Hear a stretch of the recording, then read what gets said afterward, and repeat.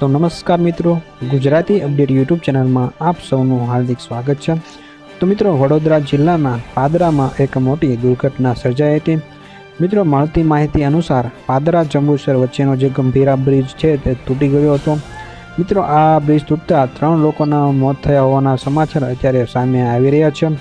જોકે મિત્રો, આ જે બ્રિજ તૂટતા એમાં એક બાઇક, એક કાર અને અન્ય 3 વાહનો આ જે નદીમાં ખાબક્યા હતા।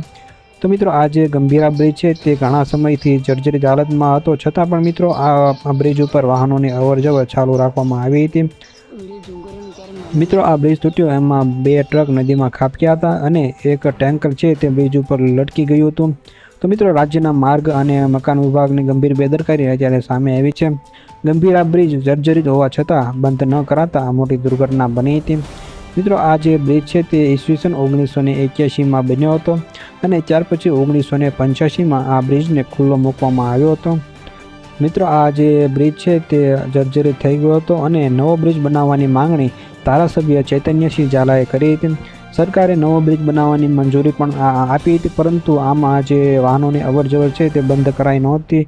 તે માટે મિત્રો, આ જે પુલ છે તે જર્જરિત હોવાથી અત્યારે તૂટી ગયો હતો। જોકે મિત્રો, આમાં 3 લોકોના મૃત્યુ થયા હોવાના સમાચાર અત્યારે સામે આવી રહ્યા છે।